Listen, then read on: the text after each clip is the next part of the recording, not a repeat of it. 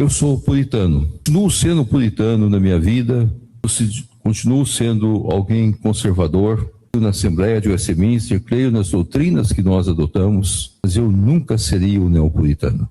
O neopuritano, na sua grande maioria, aceita algumas coisas que ferem a ética cristã reformada. Aceita a bebida alcoólica, aceita o fumo, sem nenhuma dificuldade. Nos últimos dias, o que mais tem sido falado foi de uma carta, mais uma, né, que foi enviada ao Supremo Concílio da Igreja Presbiteriana do Brasil.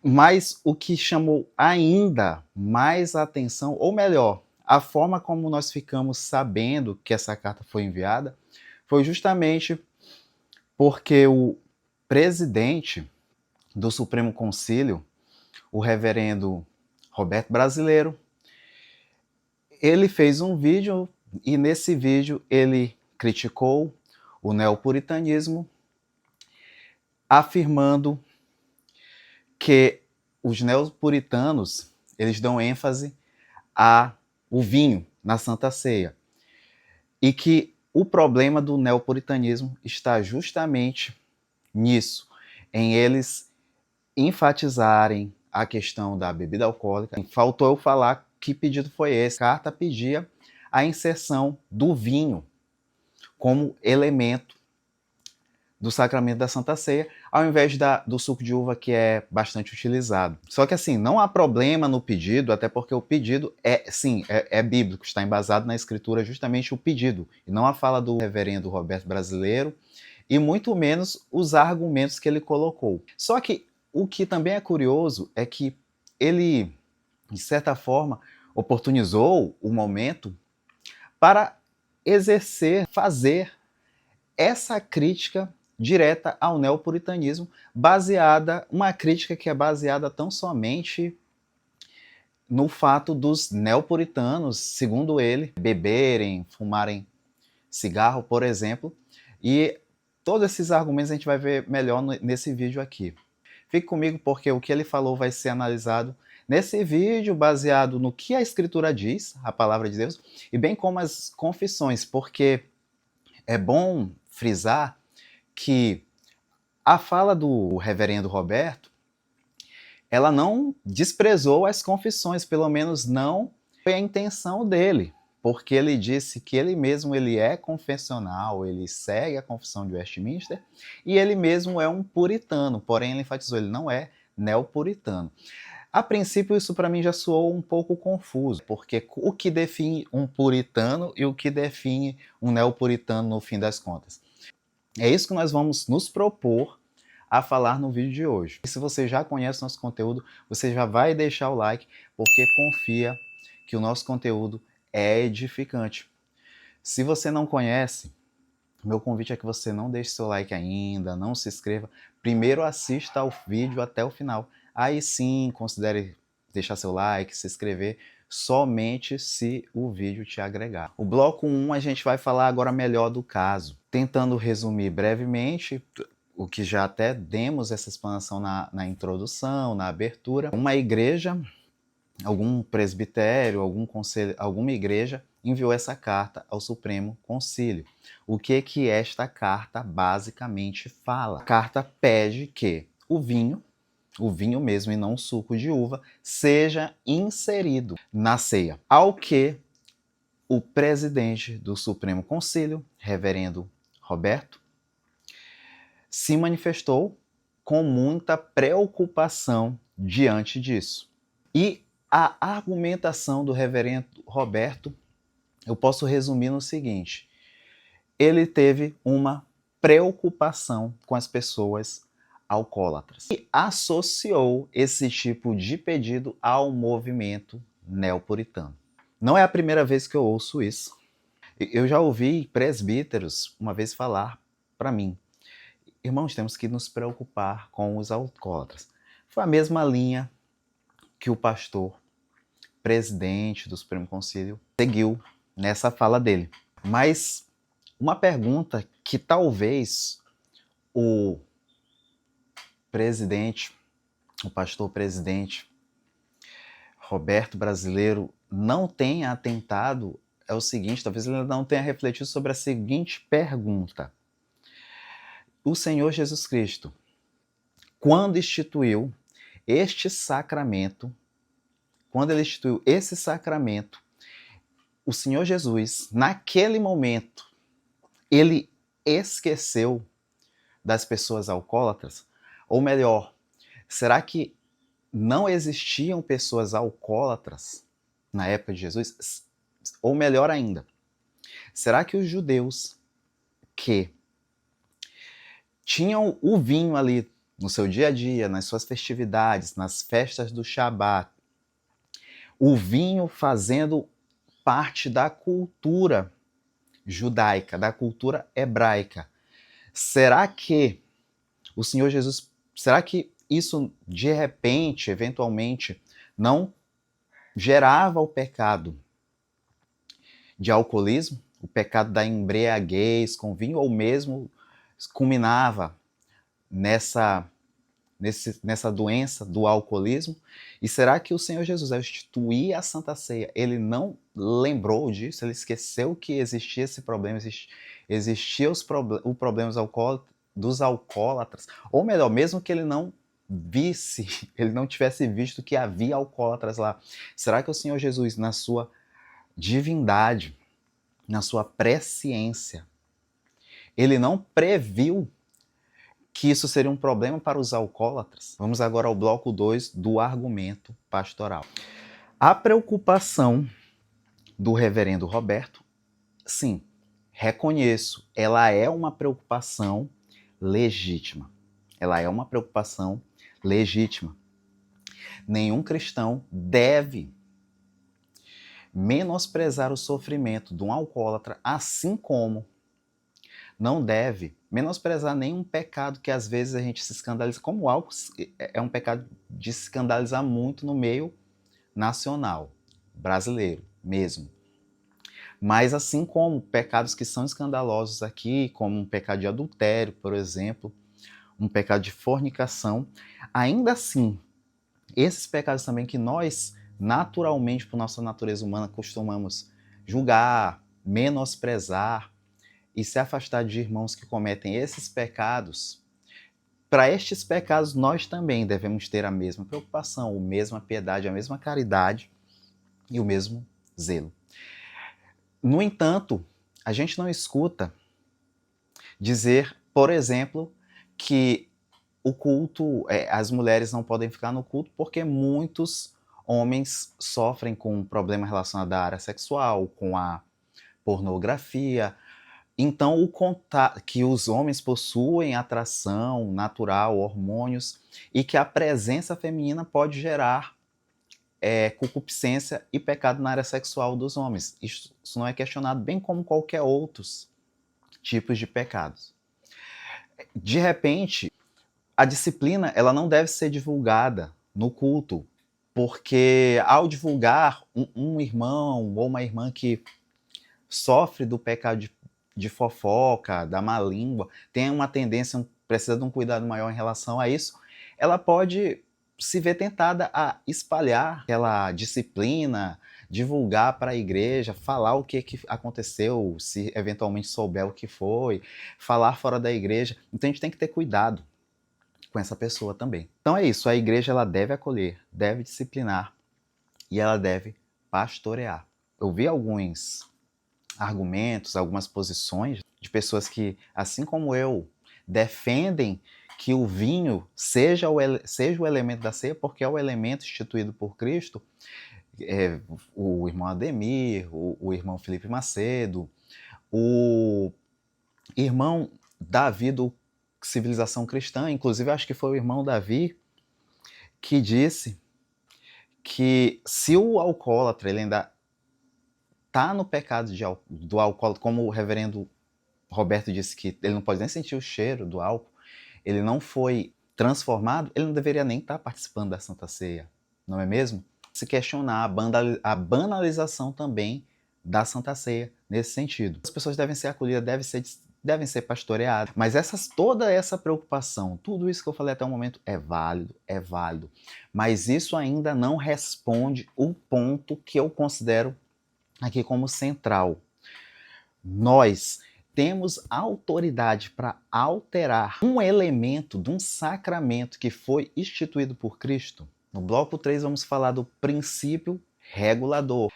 O princípio regulador do culto, que é um dos documentos da Assembleia de Westminster, que, aliás, eu vou deixar aqui na descrição o link do financiamento coletivo para os documentos originais da Assembleia de Westminster, uma iniciativa da editora O Pacto.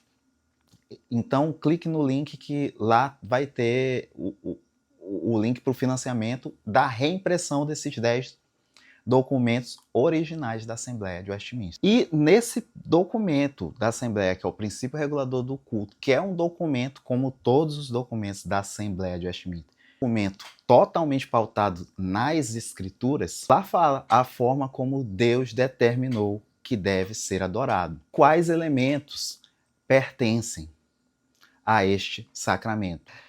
A Escritura nos dá exemplo de quando alguém altera a forma estabelecida por Deus. Temos exemplo de Nadab e Abiú, exemplo de Uzá. A referência é Levítico 10, Deuteronômio 12. Regula, portanto, o culto e regula também os sacramentos, que inclusive os sacramentos, na teologia reformada, eles recebem esse nome porque eles são ordenanças, e são ordenanças instituídas pelo próprio Senhor, são instituídas pelo próprio Senhor Jesus, que são justamente o batismo e a Santa Ceia. Então, veja bem, não foi nem Paulo que falou dos elementos, não foi o apóstolo Pedro, Apolo, não foi João Calvino, e nem os covenanters. Foi o Senhor Jesus Cristo. Então, que autoridade nós temos, e mesmo sendo presidente do Supremo Conselho, que autoridade eu tenho, você tem, para mudar os elementos? No bloco 4, vamos trazer o que fala Westminster. A Confissão de Westminster fala em seu capítulo 29 sobre isso, sobre os sacramentos. E temos que lá voltar àquele versículo que toda a Santa Ceia, o ministro, ele recita, que é Mateus 26, por vezes também em 1 Coríntios, se não me engano é o capítulo 13, e o versículo entre 26 e 29, que fala que Jesus tomou o pão. E após partido, ter entregue, e eles terem comido, ter dito que era o corpo de Cristo e repartiu para todos, ele também tomou o vinho, disse que era o sangue e repartiu para todos. Lá está claro, é o vinho, ainda que as tendências atuais, o liberalismo teológico, os neopentecostais afirmem que seja suco de uva, o que é uma coisa obviamente absurda, que não seja, né? É lógico que não era suco de uva, é lógico que era vinho. Até porque no próprio Coríntios fala, o apóstolo Paulo faz um alerta que muitos se embriagavam. Eles não estariam se embriagando com suco de uva. Jesus foi chamado pelos fariseus de um beberrão, e que ele andava com os discípulos, com as pessoas, e ficava bebendo. Mas é bem claro, ninguém também é ser chamado de beberrão, uma palavra eventualmente ali mais rebuscada, que é as palavras mais eruditas ali da Bíblia, mas que ninguém é ser chamado assim por estar bebendo suco, não é mesmo? E assim, esses elementos não podem ser substituídos. Os teólogos liberais, as igrejas liberais, os neopentecostais, os pentecostais podem até querer substituir os elementos, se assim eles quiserem. Embora eu tenha aqui falado para vocês, é muito sério o que aconteceu com Nadab e Abiú. Hoje, nós não somos consumidos por Cristo, por causa que Cristo leva nossos pecados, mesmo diante das nossas infidelidades. Aqui há uma coisa básica, que é substituir um elemento. Mas veja bem, ainda que as outras denominações venham a substituir os elementos, o presbiteriano não pode substituir. O ministro presbiteriano ele faz um juramento solene de subscrição a confissões, aos padrões de Westminster, o catecismo maior, o catecismo breve e a confissão de fé de Westminster. Uma vez que ele diz para substituir esse vinho por suco, ele está, portanto, quebrando esse juramento solene que ele fez. Então isso é uma coisa muito séria. O bloco 5 é o problema da exceção. Aí aqui entra um argumento clássico. Se mudamos o elemento porque existem alcoólatras, então por que não mudar o pão por pão sem glúten? Veja bem, vai ter pessoas que têm alergia, intolerância ao glúten. Então, a gente não deveria colocar o pão com glúten. Vai ter pessoas que têm intolerância à lactose. Será que naquele pão ali não houve a adição do leite e do leite com lactose? Veja bem, estamos pensando em todos ali também, né? As pessoas vão comer pão com glúten, pão com lactose, mas são alérgicos, são intolerantes a esse elemento. Porque, porventura, esse argumento aqui, se não me engano, foi um que eu ouvi do pastor Ademir, de substituir o vinho por água. Porque, afinal de contas, o suco, isso aqui já sou eu que estou falando, né? O suco ele tem muito açúcar. A água não, a água é saudável. Por que não substituir vinho por água? Inclusive, Jesus jorrou a água dele quando o soldado botou a lança. Então a gente poderia substituir. Isso é o sangue de Jesus. Ou por que não substituirmos a frequência da ceia? Também. Ou a gente poderia, eventualmente também, substituir os elementos do batismo. Afinal, o batismo é um outro sacramento, mas veja bem, muita gente tem trauma com água. Então, para evitar que a pessoa fique traumatizada ao jogar a água, ou nas pessoas que são batizadas por imersão, a gente poderia substituir esse elemento por uma outra coisa, por purpurina, por exemplo, ou por um tobogã, um toboágua, como eu já vi em outros momentos. O bloco 6 fala da soberania de Deus. O nosso Senhor Jesus Cristo conhecia perfeitamente a natureza humana. Ele sabia que existiam bêbados naquela época, existiam alcoólatras e que inclusive existiria, e a própria OMS, a medicina, se preocuparia com essa causa. Ele sabia que existiam e existiriam cada vez mais dependentes. E ainda assim, ele escolheu o vinho como elemento. Portanto, ele nunca pensou em substituir os elementos, não seremos nós que iremos substituir. O bloco 7 é o verdadeiro neopuritanismo. Sempre que alguém tenta retomar a herança histórica reformada, ele recebe a alcunha de neopuritano. Porém, quando nós vamos ver quem está sendo chamado de puritano, as práticas que são consideradas neopuritanas, vejamos bem, fica equivalente ao que, na verdade, os puritanos, os covenantes faziam. E o pastor Roberto ainda assim disse que é um puritano. A questão do suco de uva foi instituído, inclusive, por teólogos liberais que introduziram o suco de uva, foi pelo século XIX. Ao mesmo tempo que surgiu, que o liberalismo teológico estava vindo forte. O bloco 8 é o perigo maior. O problema não é vinho e não está no vinho. O problema verdadeiro também não está no pão quando você substituir. O problema verdadeiro está na falta de submissão à soberania de Deus. A igreja aprende a substituir as coisas os elementos, tudo que Deus ordena. A igreja evangélica, quando corrompida, ela cria princípios, ela cria regras. Isso traz consequências. Vai se mudando um elemento, depois muda-se outro. Se adapta a liturgia e se adapta também doutrina.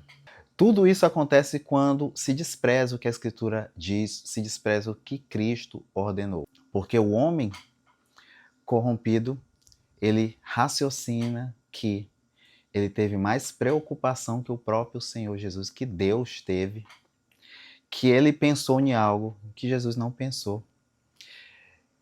Isso é muito sério, porque é o que eu estou dizendo, que eu acho que é o que é mais importante para esse vídeo. Que temos que confiar na providência de Deus e confiar de verdade. É nessas horas que a gente mostra o que é confiar na soberania de Deus. Se você gostou do conteúdo, agora sim você pode deixar seu like, se inscrever, mas principalmente compartilhar para quem estiver precisando. E o convite final é você assistir esse vídeo